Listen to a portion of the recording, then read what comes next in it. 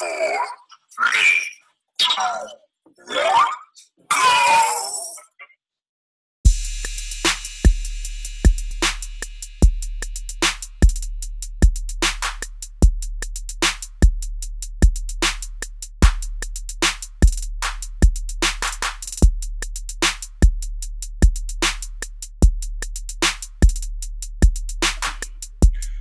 Yo, what's up, good people? It's your boys here at AA Sports, Straight Sports, No Chaser, ready to give y'all another great episode. Well, we think it's great. I know y'all think it's great too. But it's your boy, Diego Barishnikov, the Black Dominican Russia, here checking in with my main man, my partner in crime. They call him the 6 foot and under poster champ. Tell these people who you are. What's good people? It's the other A and AA Sports, your boy Uncle Hate, broadcasting live on a Tuesday to give you our NFL recap, something like the news and a few other things. And those of you who will be watching on YouTube, we never planned this shit, but we both got Braves hats on. It's playoff time. Give them that chop. It's that time. We're coming. I hope that chop come with some damn pitching. We gonna see. We gonna see. Makes me nervous sometimes, but it's all good. Like you told me earlier, we're ahead of schedule anyway. We're supposed to be last in the division this year, so there you have it. Like he said, people on that watching us on the YouTube channel, as always, we definitely appreciate that. Keep watching, liking, hitting that subscribe button. And when you hit the subscribe button, the like button, hit that share button. Go ahead and share that to your timeline so other people will know what the good things that you are listening to and watching. And speaking of listening, continue to do so on the Spreaker and iTunes platforms. Again, all three, you can always find us at AA Sportscast, Straight Sports, No Chaser. All right. Going right on into it because this show episode was this 130, I believe. 130. I believe it's 130, yeah. We'll give y'all a recap of week 4 in the NFL. Give y'all our chumps and champs of the week and hit over a few other news and notes. But as always, the way we get started here on Open Bar, we're going into a little segment we like to call something like the news. What you got for us this week, Hate? Yes, sir.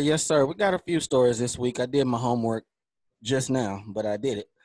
I'm going to give a chump to Sherry Hall. She is a sheriff for Jackson County in Georgia. Back in 2016, she claimed that a black dude, a 6 foot, 230-pound black dude, shot her. Well, she was lying, and she's been in jail since then, and she got sentenced today. She got sentenced to 15 years in jail plus 23 years of probation. Sucks for you being a cop going to jail. Deal with it. You don't always blame it on the black dudes. Let me give a dub to Amazon. Amazon is raising their minimum wage to $15 an hour for almost 350,000 employees. I mean, that's kind of what the change in dudes like cup holder in his car, taking them up to that $15. They're making a lot of money for Amazon people. So yeah, and I like that. That's a good deal. People always, for some reason, link the wanting minimum wage increase to $15. Link that with fast food for some reason. There's a lot of jobs out here that's making minimum wage or below really what they need to be making to establish a decent living style. You know what I'm saying? Right. So $15 is the least that these companies can be paying. The least. Absolutely. Absolutely. This is an L that goes out to another person in law enforcement. This young lady's name is Deidre Hall. She was a clerk working in Rockdale County. Deidre Hall was fired for sexual harassment because she was approaching her female coworkers on some "don't fight it, let it happen." She was reaching down shirts, skirts, everything, and she got fired. Yeah. Are you serious? I'm dead serious. Yeah, man. Tough break, Deidre. You don't need to be putting your hands. No means no. And that goes for women too. Last one. This one goes out to Preston Paris, a teacher in Chattahoochee High School. He was locked up for molestation and rape. 32 years old. You went to school all that time, probably still paying student loans. Now your ass about to be in jail. They denied his bond today. Good job. Who was this again? This cat's name is Preston Paris. And what can they honestly do when they're hiring teachers to try to weed this shit out? Because it seems like it's happening more and more. Yeah, and the teachers are younger and younger. Right. I don't know what they're gonna do. You talking about the teachers fucking the students, right? Yes. And messing with the students. Yeah, I Yes. don't know what that's the only thing I can attest to is the fact that teachers are a lot younger. Not to make it right. Don't get me wrong, but Yeah. you when we was coming up, teachers were like grandparents, aunties. Right. Now the teachers like 7 years older than the kids. Right. So I And guess that's they why they wrong. feel that they can do that. Because Yeah. we before we will, well, maybe not that young. I'm about to say we had a few grown women probably before Yeah. we was technically legal, but Yeah. not high school. Nah, not that. Oh, I feel like I need to put this out there. Condolences to Dylan Thomas, his family. This was a young man who played for Pike County High School. He took a hit in the game on Friday, collapsed on the sideline, and later died. I saw that. He was only 16 years old, man. Sorry to hear that. That's crazy. I've been trying to find some updates too. It was another kid, the kid that played for Tennessee State. Yeah, that went down over the weekend. I think he's still in critical condition. Matter of fact, last thing I saw was he is still not able to verbally, respond or basically speak, but he's progressing to some degree from what I gathered. Yeah, that's a good sign. But yeah, that's tough, man. Losing not only losing just losing a kid, period. Yes, especially but to a sport. They out there to have fun doing something they love. That's got to be tough. Absolutely. Condolences to his family. That's all I got, big dog. You got anything for us? Yeah, man, I got a couple. They are football related. This one, speaking of youth football, this one, let me go back to this man's name. Anthony Lamont Hines Jr. was arrested. Now the kids call him Uncle Tone. Kids call him Uncle Tone. Uncle Tone got arrested for shooting the coach during practice in front of the kids. What the hell? So apparently Uncle Tone and his coach been at it like all season, right? So shit came to a head. Uncle Tone came out busting, even chased him down, stood over him, and shot him. The guy lived, fortunately. But Uncle Tone is now facing charges of aggravated assault, reckless endangering another person, several firearm violations, and I'm probably gonna throw some kid endangerment or something like that probably in there because he did it in front of the kids. How old were these kids, cuz? Was it high school level or like did they say it wasn't high school level. They said youth football, so that's telling me some before middle school more than likely, I'm sure. That's ridiculous. So these kids got to be like 12, at least 12 and under, at least. That's a damn shame. Yeah, man. Damn, Uncle Tone. Right. I mean, were they not calling enough blitzes, or does the offense trash? What made Uncle Tone bust like that? That practice. These coaches be crazy. I mean, a lot of them straight up be crazy on the sideline, but he gonna have a lot of time to think about it. No, this wasn't the coach. This was one of the kids, not even a parent. One of the kids' uncles. That's even so. Your little nephew didn't get the ball. He ain't seeing the ball enough. You gonna shoot the coach. He must have just. I was just gonna say, you got to see Uncle Tone's picture. He looked like he just came home, like an hour before this happened, probably. So he hasn't been socialized yet. Gotten back used to free air. Yeah, it take him a little while to get adjusted, man. It take him a little while to get adjusted. Next story is really a follow up from a story that we did a few weeks ago. If y'all remember the coach Curtis at a school, Chambly High School here in the Atlanta area, he got some shirts made with an acronym on it that stood for "Don't Be Pussies" for the kids to wear. And he was on a little administrative leave for a minute, but they let him back. He's been coaching all season. I see why I call him Uncle Curtis. why Coach Curtis was making them shirts for these boys. Absolutely. They have played 6 games? Let's count. 1. These are the scores of their games this year. 42-7, Damn. That was right after he came off administrative leave, I think. So that mean they ain't hear shit he said. Not a damn thing. Not a damn thing. 42-7, followed up by 62-0. The next game, they was in it. They lost 23-7. Okay, they were in that one. that was two possessions. And then they followed it up with 49-6, 53-0, and 48-0. They have got their asses whipped by a combined score of 277-20. People. Now we understand why Coach Curtis is about to fucking lose. See, all them parents who was mad talking about get him out of there. Now you feeling them when you sitting up in them bleachers watching your son team get their ass kicked every Friday. now you see what he was talking about. Every Friday. And do you know after a long work week, all you want to do on a Friday is really go home and chill?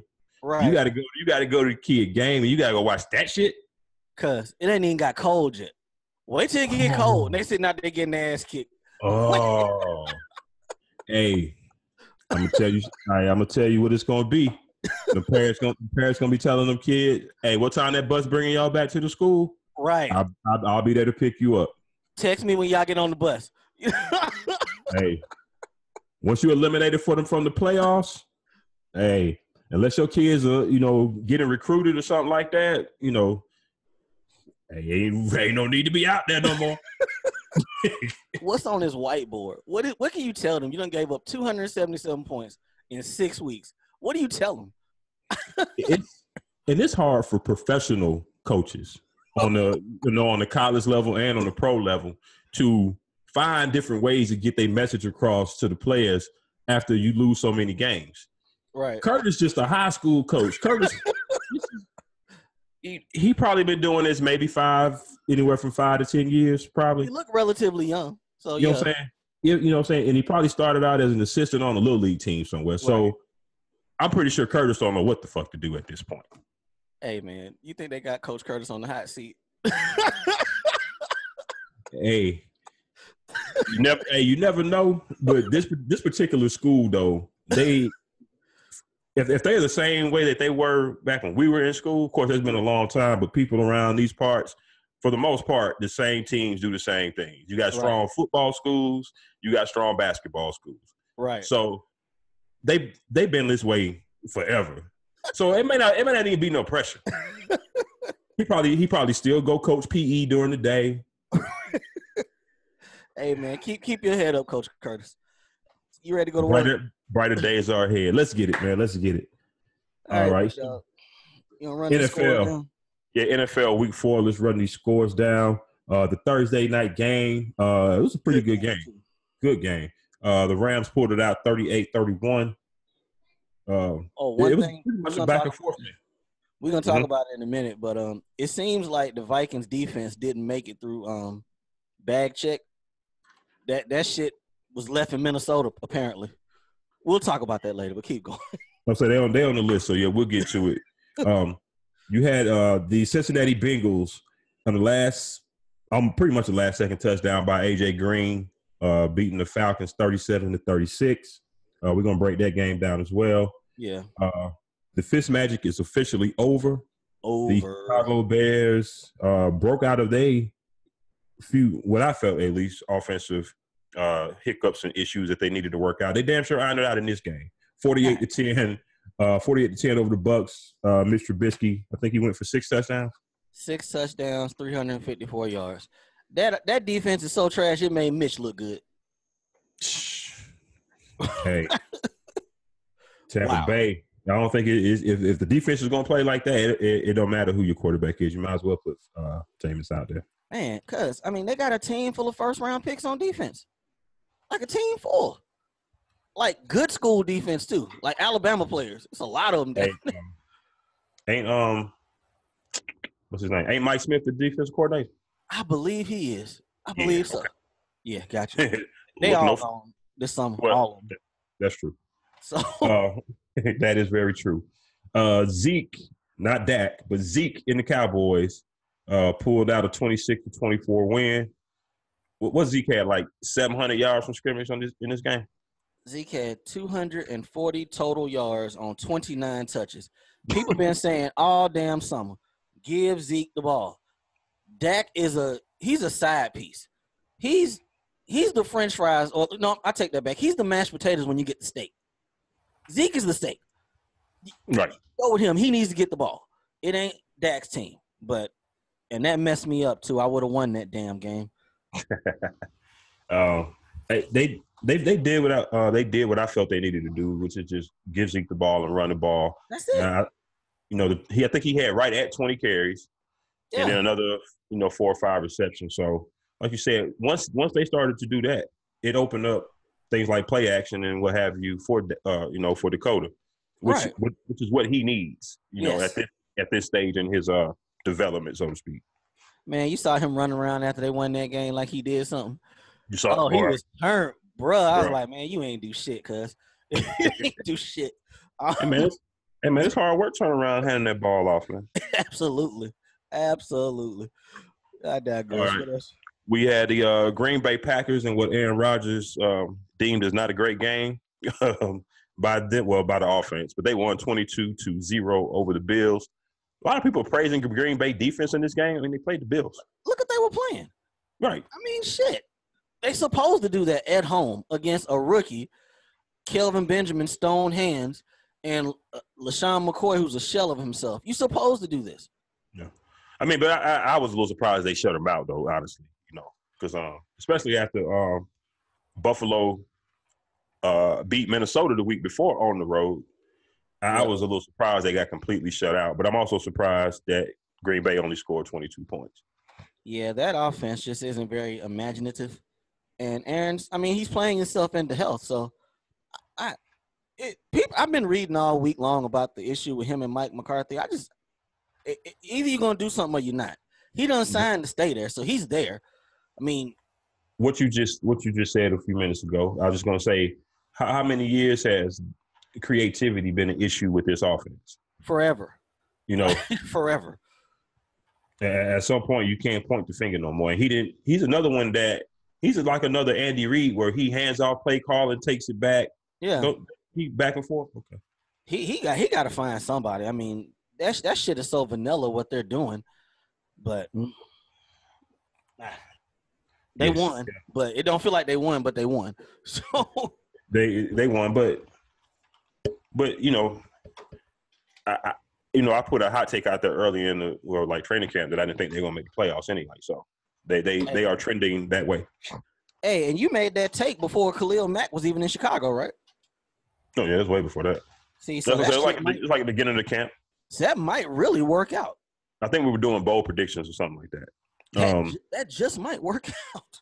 Let's see. Next up, shocker of the week: the Tennessee Titans in overtime beating the defending champion Eagles 26-23. I didn't see much of this game. I really just saw the end in overtime, honestly. So they're working their way back. Wentz is getting right, but the Super Bowl hangover is real, people. It's like real. They ain't shocking nobody. Everybody's looking for him. Ajayi was out. Oh, did he play this week? I can't recall. They're getting it together. Ain't nobody running away with the division, so they got time to get it together. Right. From what I'm been gathering, not just from this game, but from the first 3 or 4 games of the season, from a few Philly fans that we both obviously follow on Twitter. Kane has been very adamant. Shout out to Kane and Ice over at that show. Shout out to him. Very adamant about the secondary is straight ass. Yeah. And I think they're really tired of Jalen Mills to really point the finger at somebody. Yeah. Yeah, so I don't know what's going on over there, but like you said, they gotta figure some things out. It doesn't seem like the offense is clicking like it was last year as of yet either. So nah, I mean, you saw what Nick Foles did them first 2 starts. You saw what he did. Then you bring Wentz in. I mean, they beat the Colts last week, but it wasn't like it was a convincing victory against that defense at home. So they're 2-2, right? Yeah, that was they're 2-2 now. But they won that game. They beat the Falcons. They've lost Tampa and in Tennessee. I'm saying the Falcons went to bed, so they should have lost that one. Right. I say Philly didn't play well that first game, so No. they could very well be 1-3 as hell, 0-4. You know what this kind of feels like? I could be reaching, but you remember how different the offense was for Atlanta when Kirk what's his name? Shanahan left. Kyle. And Sarkisian took over. Yeah, Frank Reich was the OC last year, right? Or the quarterback coach. One or the other. No, they lost the OC and the quarterback coach. The OC went up to Detroit, I believe. So that's a lot of change up there in Philly. So, it makes a difference. People act like it's just the players, but the coaches do help in some cases, especially when you got a young quarterback. Yeah. I want to say it was just Frank Reich because, Jim Bob Cooter is the one up in Detroit. Not Detroit. Maybe it's Philly. Maybe I don't know. But I'm pretty sure they lost the OC too. I'm thinking was Frank Wright OC/quarterback coach? Could be. Okay. Maybe we are missing somebody. It wasn't just Doug somebody Peterson. else. But it's like you had all them titles, but we knew that Doug Peterson was like in charge. Calling the plays, right? So that's I will feel like you said Philly should be fine because Dallas ain't running away with that division. The Giants damn sure ain't. Giants making me look real bad right now. Shit, look at how Minnesota got me looking. I picked them to go to the Super Bowl. Yikes. Yeah. Tough break. Right. All right, let's move it. Next up, the Texans got their first win of the week. Gift wrap to them, 37-34 over the Colts. They actually had the game won, let Andrew Luck and them come back to tie it going into overtime, and then the Colts decided it was all right to go for it on 4th and 6 on their own side of the field. Like chip shot place. We're gonna go for it, dog. We playing to win. Okay. And you can't. I know people forget because Luck been gone for a long time. You can't let him linger, man. He's good for these comeback type of games. You cannot let that cat linger around. Right, you got to put them. You're right. You're absolutely right. You got to put them away, and he did most of it without T.Y. Hilton. Right.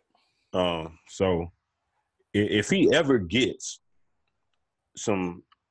another pretty decent receiver, and if he gets a run game, if he gets a run, he had to throw the ball 60. I text you Sunday. Got at you Sunday. He had to throw the ball 62 times. 62 times. That is crazy. That's crazy. So if he ever gets a run game, and stop cutting down on some of the early turnovers, because that is a knock on him that he's turnover prone. Yeah, he'll bring you back from it, but he kind of sets you in a hole. Yeah, he'll get you in a hole to start the game. And if they can never play from ahead and get a run game, hey, who knows what can happen with this team? Absolutely. But yeah, the coach. To me, that was just a dumb call.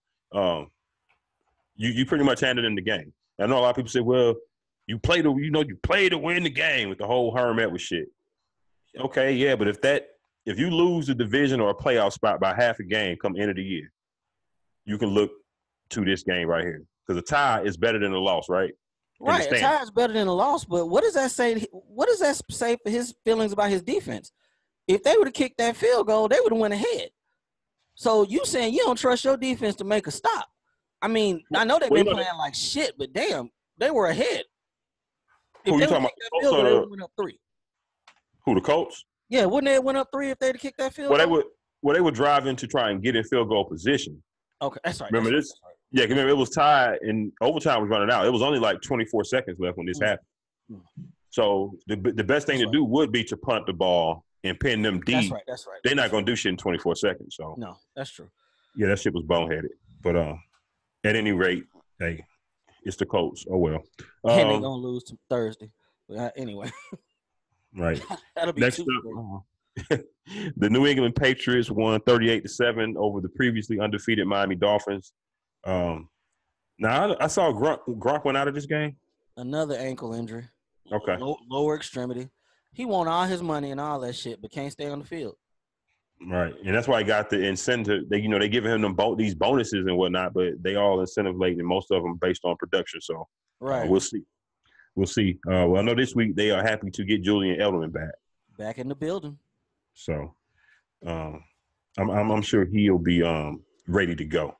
Miami came in 3-0, put up 7 damn points, and gave up 38 to a team that couldn't do much of nothing the last 3 weeks. Yeah. I don't know exactly how many yards he had, but it was good to see Sony Michel get his feet under He him a looked little. good. He had like 120. He looked Yeah. good. And they're going to need him, especially with Burkhead going on IR again. Mm-hmm. Absolutely. The Jacksonville Savages offense was back this week, even though Leonard Fournette's hamstring went out again. They won 31-12 over the Jets. You got anything to add to that game? I don't. Nope. All right, moving on along. Oakland Raiders pulling out their first win of the year, 45-42 over the Browns. My boy Baker Mayfield let me down this week. I thought he was a lock to beat these boys. I had a chump to give to the referees in that game because they would have had that game put away late, but they had a first down that got turned over that would have pretty much secured the game. They ended up having to punt late, but Nick Chubb looked good in that game. Nick Chubb looked good. That offense is coming around. I mean, I know they gave up 45 points in that game, but they were on the field a lot. Cleveland's going to be all right, man. They're going to be all right. I like that team. Yeah, this was one of them games by Cleveland putting up so many points that the defense really didn't get a chance to rest that much. So it was one of those. It was one of those kind of games, and Cleveland was up 14 points. Right. What, fourth quarter? Yeah. Or they were late third quarter. Yeah. Miles Garrett looked good. They got some pieces, man. They're gonna be all right. Yeah, they got to put that away, and they're young, but they'll get there. All right. The Seattle Seahawks won 20-17 over the Arizona Cardinals. Only thing I got to say about this game is, did you see how much money Sam Bradford lost? No, I didn't see that. All right, so he has in-game bonuses in his contract. So every game he plays, he gets like a $350,000 bonus. Yeah. For every week that he's active. Right. He got demoted from first string to third string. Pretty much a coach. They pretty much they put Glenn in the backup spot. So the third quarterback is never active. Right. Come game day. So he missed out on about $350,000 this past Sunday. And every week he's third string and he don't dress, he gonna lose $350,000. I know we're gonna probably touch it a little bit later, but can we have a moment of silence for the Legion of Boom once and for all? It's over. There you go. For those of y'all that couldn't see me listening on Spreaker and iTunes, I did the Earl Thomas and just threw up a finger. That's it, man. It's over. I wonder who he was flipping off. I know we all got our assumption, but I really would like to know because it can't be the players. Them is boys. All right. So I wonder who was it just in general. I want him to clarify. Actually, I don't. Because he playing it, everybody thinks what it is, so he just going to play that, and I think he going to let it be at that. Yeah, but it's over. They had a run. It is officially over for the Legion of Boom. Yeah.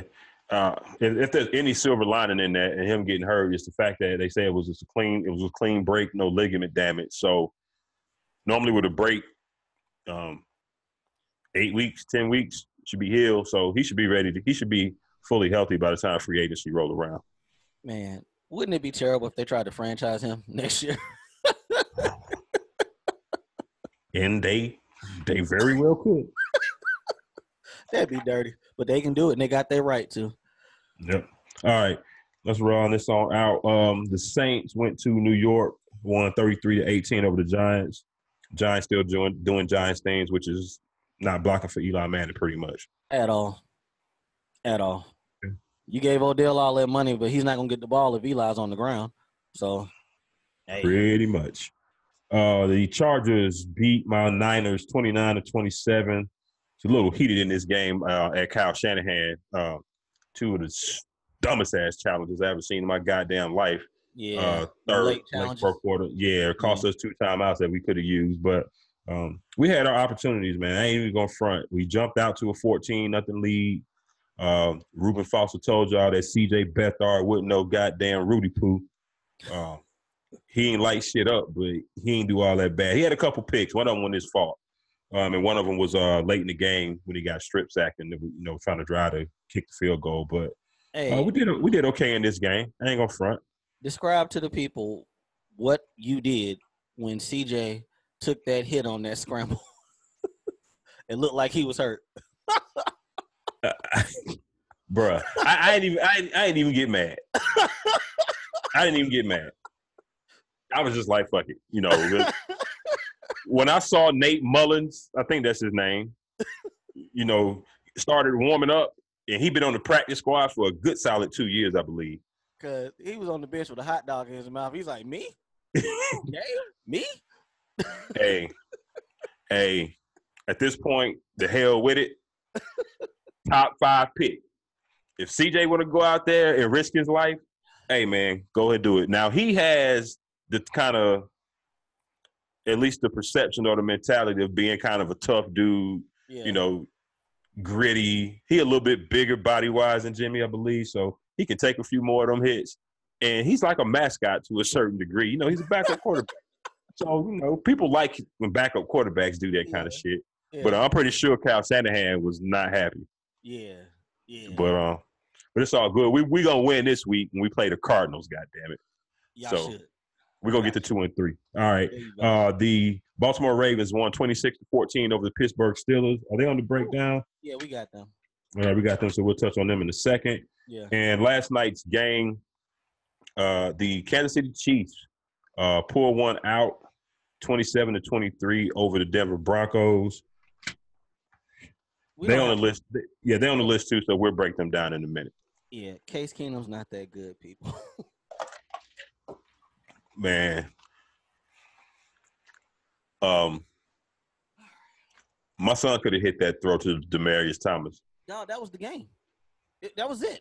That was the game right there. They would have stole that game, knocked this undefeated team out, and he threw that shit about 10 yards out of bounds. Because it wasn't even close. It wasn't even close.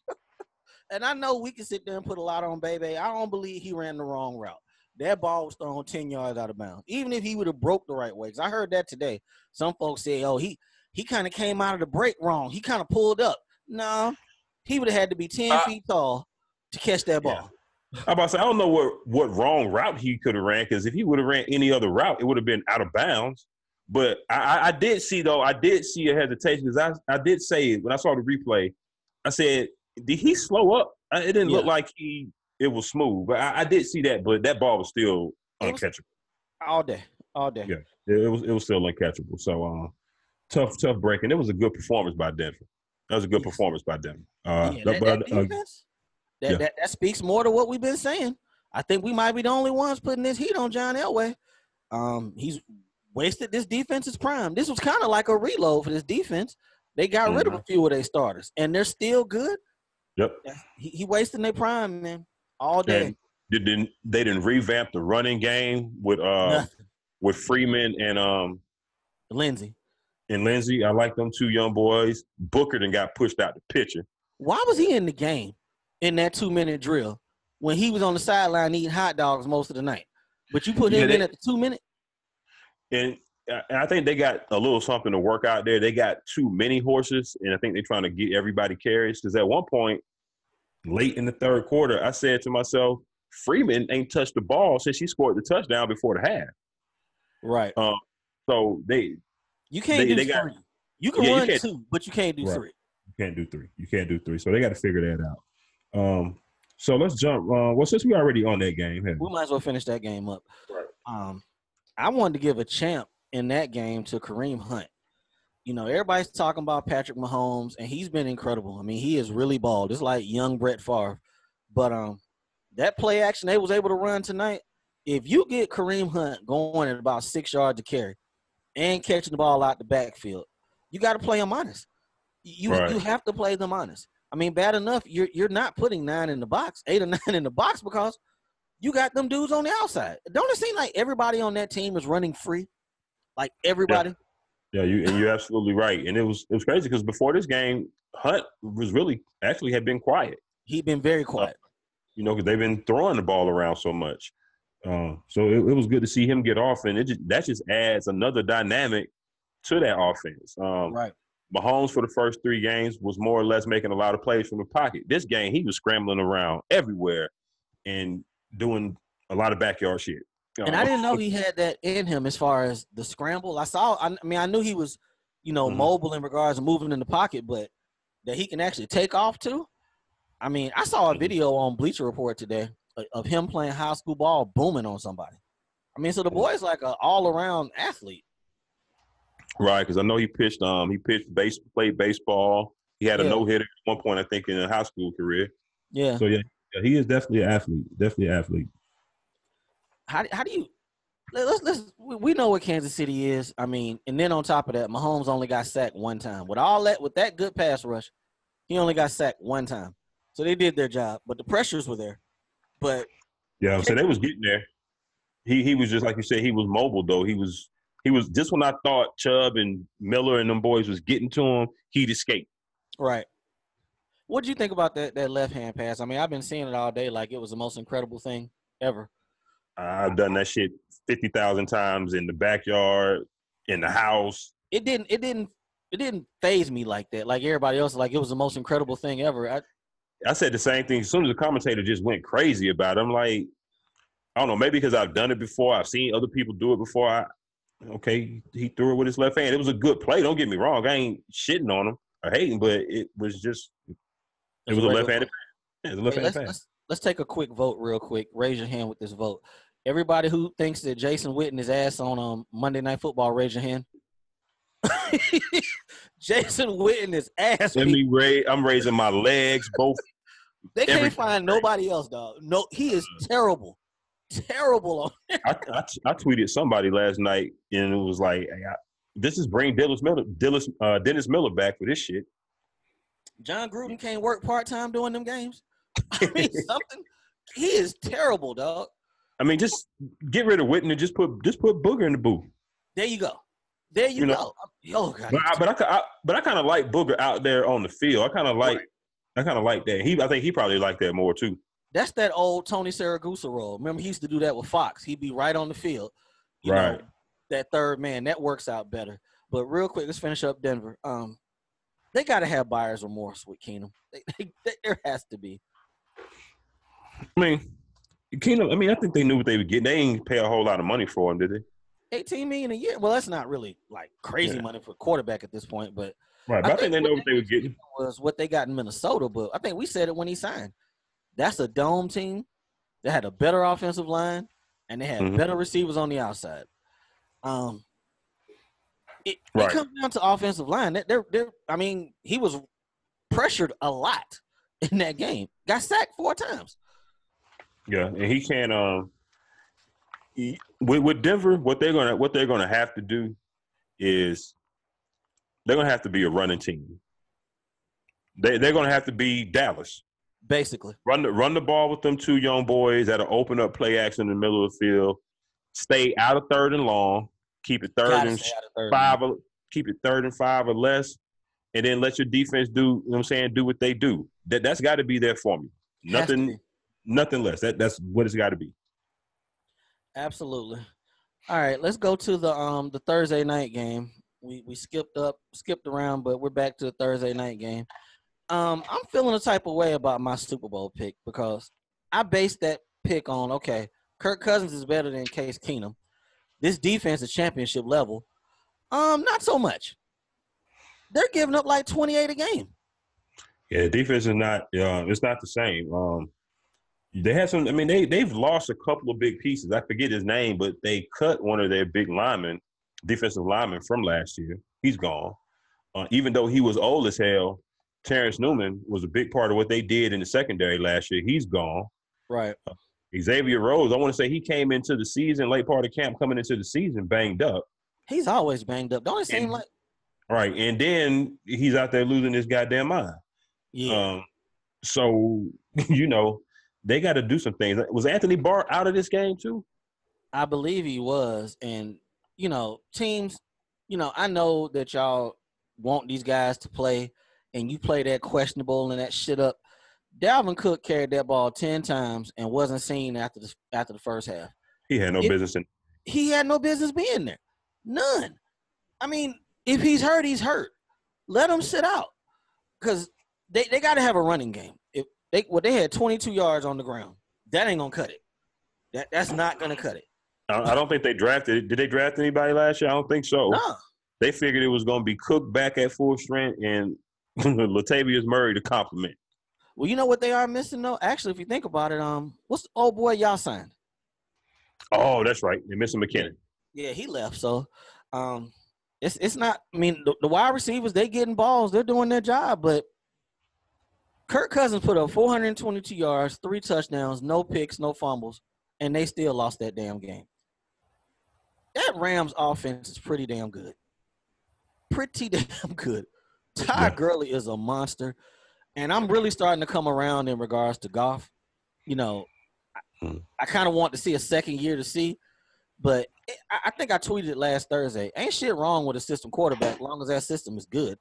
And if he can put up these numbers in that system, cool. With them weapons, even better. Right. And you notice the key thing in a lot of these teams we're talking about, and with them putting up a lot of points or being able to, running backs. Yep. And when you got a running back like this, I know it's a passing league, and they went to everything's passing. I want to say it's been a record amount of touchdowns in the first 4 weeks. Yeah. 228 of them to be exact. League record over the first 4 games in passing touchdowns alone. If you got a running game, you got, like you said, you got to honor that. You got to at some point. Sometimes some of these dudes put 8, 9 in the box. That opens things up. Robert Woods, he ain't no superstar receiver. You remember how terrible he was in Buffalo before he got to this team, and all of a sudden he was good. Like right. I mean, put Cooper Kupp up in Buffalo with Josh Allen, and let's see what he do. You know, these guys they complement each other very well. And like you said, when you can run wide open, middle of the field wide open, clear vision line, sight line for passes, it's a beautiful thing. And you got a nice, young, innovative mind on the offensive end like Sean McVay. This is what you get. Juggernaut. Minnesota ran more plays and got beat almost by 100 more yards than them. That was a good game, but I'm trying to figure who going to stop that offense. I mean, and Aaron Donald, this was probably his best game this season. He has seemed kind of slow going, but when they needed him, he showed up and showed out for them late in that game. Absolutely. Right. Now, you say who can possibly stop this offense? Mother Nature? Yeah. Because once it's October now, we're finna start getting some cooler weather. They've been playing, for the most part, in L.A. so far. Yeah. They're going to have to go to some cold environments, I think, at some point. I mean, if you think about NFC teams, though, Green Bay is an outside team. Philly's an outside team. Washington, New York ain't going to be there. Dallas is in the dome. So they might be playing, if they're not at home, they're going to be playing meaningful games in the playoffs in a dome. So Philly, these two games that they're losing, these two early games might affect them later on, like you said. It really might. Yeah, and that's where I was going with it. And if they have to have home field, maybe, just stay out of that. But you're right. The teams, the way it's looking right now, the coldest team you mentioned is Green Bay. Like I said, I don't think they're going to make the playoffs. Now, Chicago, if Chicago can continue to trend upward, that may be a team you got to look out for. Outside of that, the Saints, Panthers, it don't get too cold in Charlotte, but there may not be too many cold places that they have to go unless they go to Philly. I just thought about the Falcons went to LA and beat this team last year. Outside of Cooks, it's damn near the same team. Mm-hmm. So that's I don't know. It seems like as unstoppable as this offense is now. Outside of Cooks, it's the same team. And Atlanta went up there and pretty much controlled that game in the playoffs last year. But where they're different at is on the other side of the ball. Last year, the defense wasn't really up to par. They didn't add Sue, Marcus Peters, to lead. He ain't even playing. You told me, I'm sorry, you hit me last Thursday because I wasn't watching the game, and you said, yeah, Peters is playing. I was like, what the hell? I thought he was out. He wouldn't have got that leg like Dirk got from the Euros. Yeah, he needed it, though. They needed him in that game. All right. Let's jump on into the Bengals and the Falcons. Boy, this was another no defense bowl. It ain't been much defense played this year outside of when you played Buffalo. And that's why we got a record 288 passing touchdowns so far through 4 games. I should have pulled it up because I was watching this game, but I don't believe it was. Well, I think it was a few more punts in the second half. I don't believe anybody punted the first half. Because look at I'm just looking at these scores. Look how many teams just scored 40 points last week. Right. And then in the high 30s. Right. You know, it's a lot of points being put on. This shit's starting to look like college ball a little bit. Right. And the NFL is here for it because the fans like the touchdowns. So, hey, man, ask you a question. When should I start taking Cincinnati seriously? Hey, man, Andy Dalton is playing some good football. I was thinking this Sunday, I'm like, man, we've been shitting on this dude forever. Red rifle, the red BB gun. And Andy playing some good ball right now. I can't even front. Right. I'm trying to think what level. Can you pull up their next 3 to 4? I want to see when do I start taking them seriously? Because they look good. They look good on offense. Even without, and they balled like that Sunday with no Joe Mixon. I was about to say in the last 2 games they haven't really had the run game like normal. I mean, Gio come in there and do his thing. He's small. He a scat back.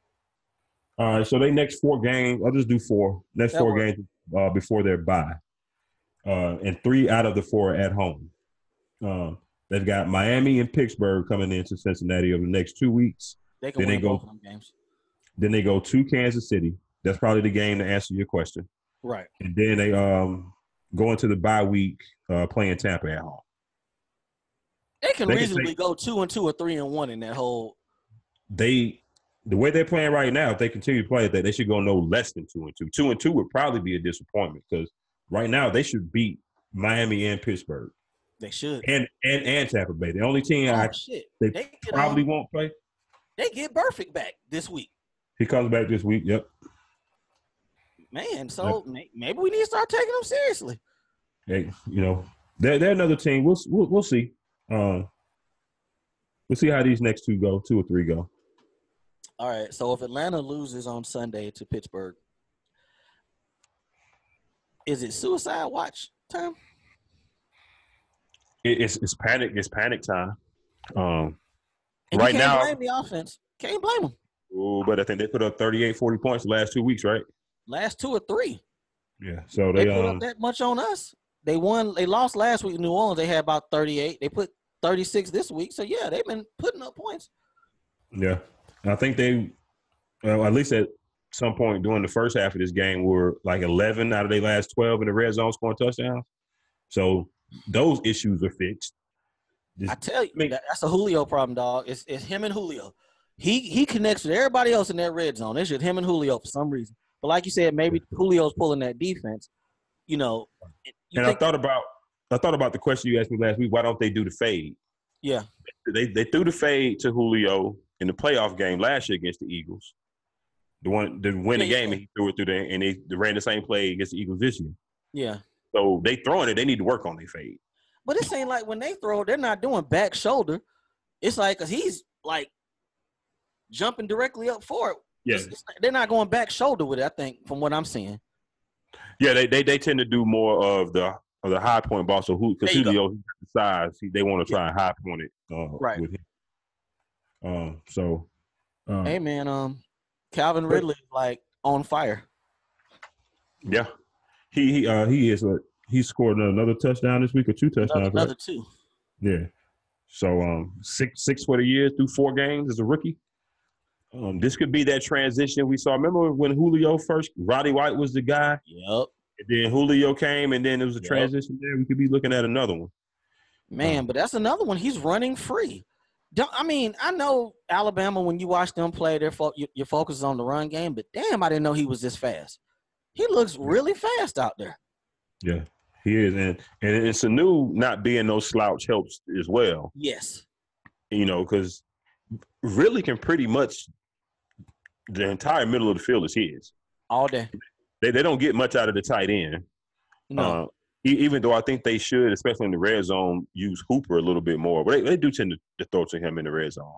Mm-hmm. But everything else really is killing him. And the routes that he's killing these boys on defense, he is running some good-ass routes, and that's why he's wide open a lot. Right. But they should get Devontae Freeman back. I think we talked about it earlier on Side Note. 3 starters in 4 weeks on defense. They're bleeding points. I mean, you're putting up 36. Your defense giving up 37. Y'all can't blame Sark at this point. So, right. and that's where they really lacking at right now. I remember I had some discussions with coworkers at work. What else do you have? Coworkers. With coworkers during the preseason, about how the second and third string look, and they were saying, "Hey, if the starters ever go out, we in trouble." And right. starters have started to drop, and those second and third string guys are not as good. At least right now, they're not. Drew Font has not looked good to me since he came back from injury last year. Yeah. You remember it was a point that people were talking about him, myself included, because I like True Font's game. Remember, Alfred was the ass one at one point. Yes, he was terrible. You know, in a discussion to maybe be a top 5 corner in the league, or at least trending that. That ain't the case no more. It's like since he came back from that injury, he has not been the same. Last point on this game before we go, Tack McKinley looks good, man. I like his motor. He got more of a motor to me than Beasley does. Yeah. I think he more of the Tasmanian devil. Yes. I think Vic got the technique. You know, I think he more of the technical one. But Vic was getting there late in that game. I mean, he got the Andy Dalton 2 times in a row. One time, I don't know how the first one. I don't know how Andy didn't drop the ball. But he fought through that one, and the other one he did knock out of his hand, but Andy recovered it. So he getting there. What I also like to see the Falcons stop doing is dropping Vic Beasley in coverage. Yes, they do that shit way too much. Like, I don't understand why you're doing it. You did that last year and it didn't work. He's up this summer, ain't he? If not this summer, next summer. Okay, because I see the franchise tag in his future. I mean, it'll be time. He'll be eligible for an extension. Okay. I think after the next year. So, yeah, that's coming up. All right. These the Baltimore Ravens and the Pittsburgh Steelers played on Sunday night, and Baltimore beat Pittsburgh 26-14. Baltimore is a quiet. They're 3-1, right? Yeah, I was about to ask you: is it time to start taking Baltimore a little bit more seriously than I have the first couple of weeks? You know, it's like they almost made the playoffs last year. You know, he has weapons. Joe Flacco was throwing to Brashard Perriman and Mike Wallace last year, and Macklin. 2 of them dudes ain't even in the league no more. So right, that's what he was throwing to. You're throwing to John Brown, who, when healthy, is solid. When he's healthy, Crabtree, Willie Snead. Who's the third? Oh, Willie Snead looks really good for them. I don't like the flowing hair, but you know that's his game. That's him. Hey man, you can't grow that much hair no more. I know I am. That's true. That's true. But man, if you give them weapons, I don't like the run game. I think their run game is ass. I don't think it's ass, but it's a little inconsistent. They struggle to put up. I guess I'm used to Baltimore, 100 yards every game, easy, 125, 150 yards rushing. That ain't. I think what don't necessarily work for them, but sometimes it gets the job done. And let me rephrase that. The fact that they got a committee, I don't think we used to seeing that in Baltimore. Yeah. We're used to Jamal Lewis, Ray Rice. Right. You know, that's what we used to. And they got a committee now, and both the dudes are so opposite between the thumper and the pass catcher. That's exactly. They names Alex Collins and Buck Allen. You kind of got to ride the hot hand with them two kind of guys. And right now, neither one of them ain't really hot. Collins ain't helping himself putting the ball on the ground. That's 2 fumbles in 4 weeks. He ain't helping himself. You play for John Harbaugh, that ain't gonna work. He's spending his time on the sideline with his helmet on, waiting to get back in. But man, Pittsburgh looked dominant against Tampa Bay last Monday night. They come in and put up 14 points, and it's not like Baltimore has Jimmy Smith. What do you think the issue is that you're seeing with AB this year? Part of the problem, well, at least for the first probably 2 or 3 games, he was, and this is where I thought looking at his, I saw a lot of people, mostly fantasy people though, talking about fantasy shit, talking about his targets. Yeah.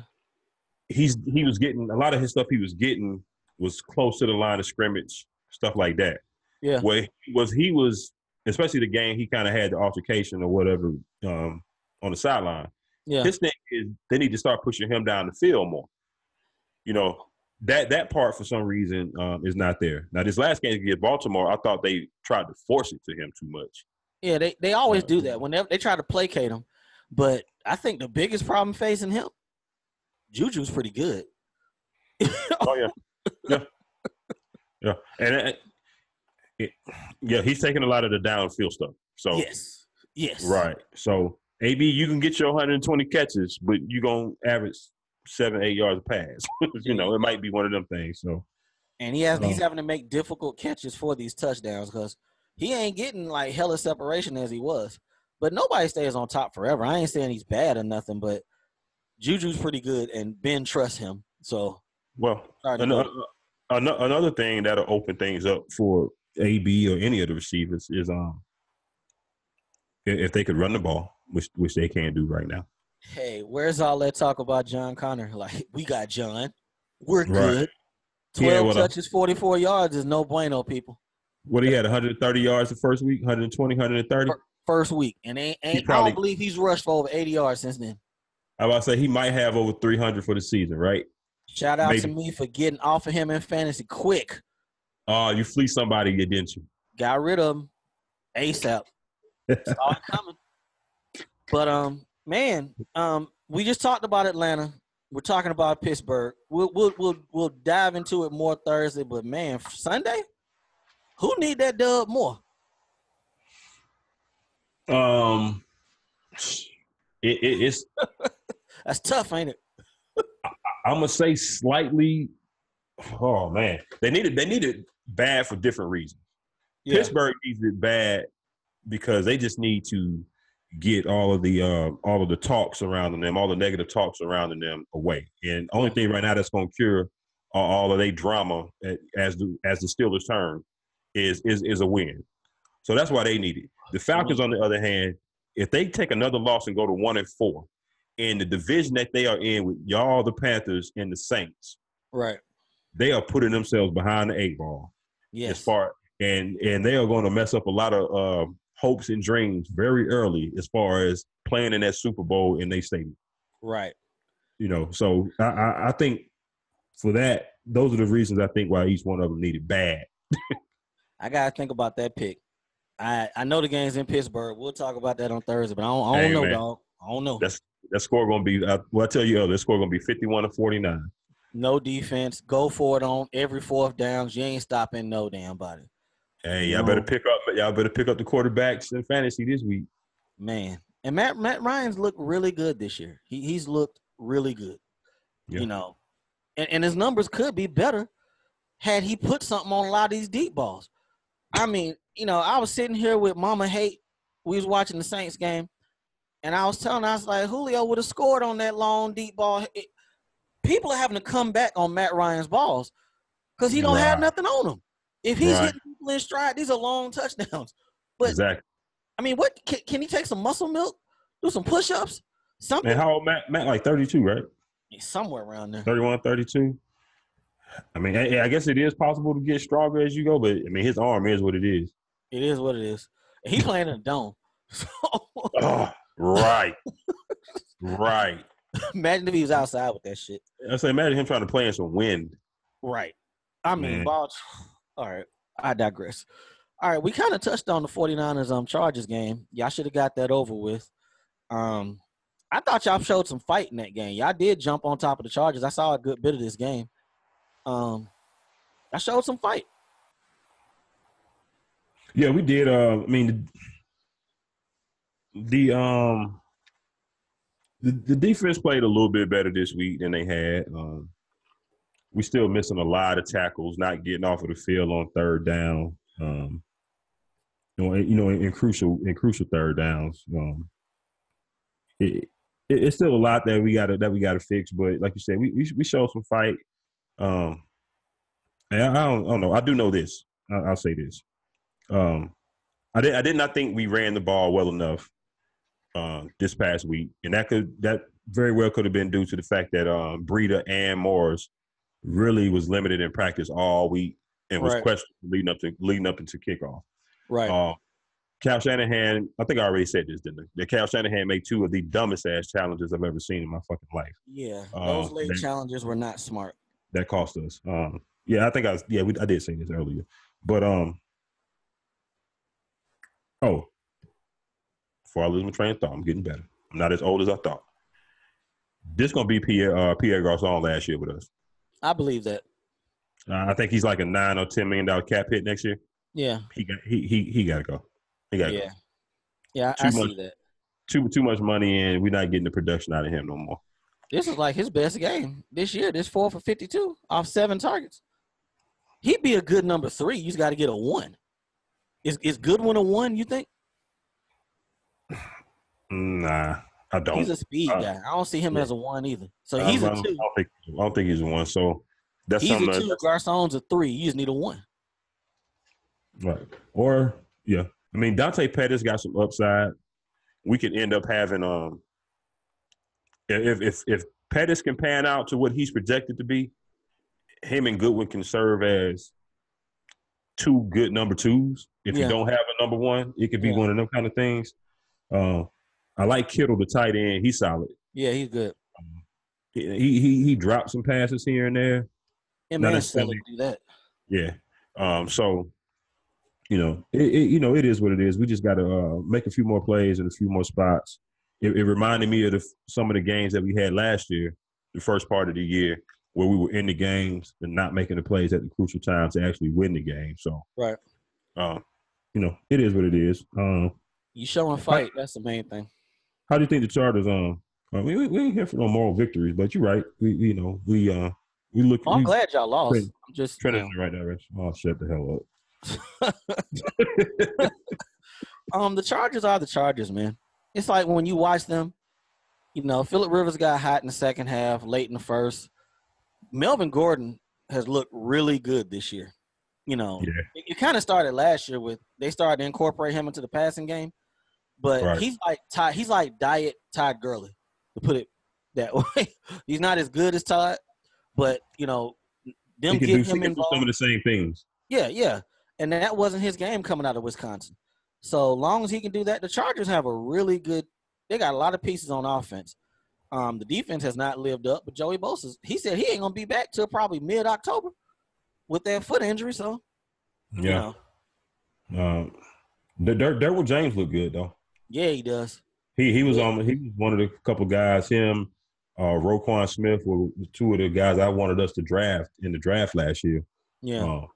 But of course, we went with who the hell did we draft? I took offensive lineman, didn't you? Yeah, McGlinchey. That's what we took. Yeah. So you trying to protect your investment, who would not go out of bounds, but I digress. Oh, fuck you! This bullshit. All right, let's get to. We talked about Earl Thomas. We know that's over with. Last night around 7:00, word came out of Pittsburgh that Le'Veon Bell was gonna come to work around week 7, week 8. I didn't believe it initially until they had some direct quotes from him in regards to coming back. I was like, okay, well, shit, maybe he's really going to come to work. Right. And I think it coincided with the October 28th deadline for something to happen. So, yeah. I mean, that was a good spot. We always figured he had probably a time frame in mind. Yeah. So hey, he gonna come. He got to protect the investment. I mean, Earl Thomas. All you folks is mad. There's a video I got to put on the IG page. I saw a sucker burn his jersey Sunday. He broke his fucking leg and you burned his jersey. People are fucking don't get it. People are fucking stupid, man. I swear I don't get this burning jersey stuff. Maybe you know what? He thought that Earl was flicking the bird directly at him. That's what he thought. So Earl jumped in the air to make a play, broke his damn leg, messed up his money. Because he will get the low ball. It won't be the same because now that's 2 leg breaks in 4 years. They might label him as injury prone. So the bag won't be what it was. He was about to be traded. I think they said Kansas City was going to make the move. Yeah. And he's done, until next year. But man, that burning jersey stuff, I don't get it. But back to Lev Bell, I think he needed to come back, but I don't blame him. He don't need to have 400 touches. I don't Hell blame him no. at all for that. Nope, not So at all. Like I said, I hope he can. I hope he can stay healthy.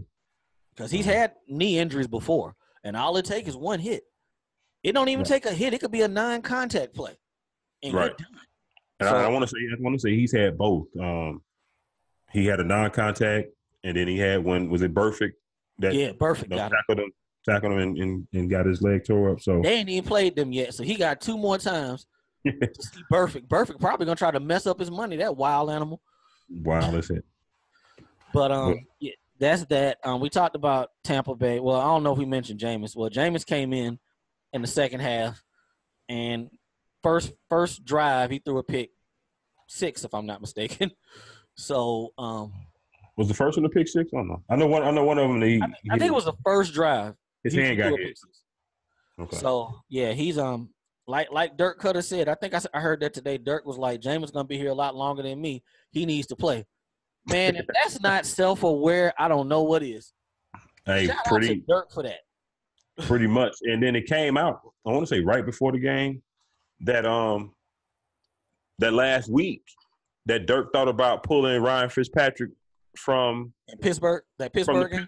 That Monday night game in Pittsburgh, and putting the third string dude in. That's a damn shame. It was pretty much writing was on the wall. And unless he go out here and just ball like he did week 1, his ass is pretty much coming out of this game. Hey, man, I'm going to probably pull it up for the next show, Ryan Fitzpatrick's career earnings. He done won at this football thing, people. He done did all right for himself. Done seen some real money. All right, I want to say we did our Champs and Chumps. Well, let's do these Champs and Chumps real quick before we get up out of here on time. All right. My champ, Jared Goff, that's one of them. He balled. Mitch Trubisky. It's like I should give him a champ / the Tampa Bay defense because 6 touchdowns.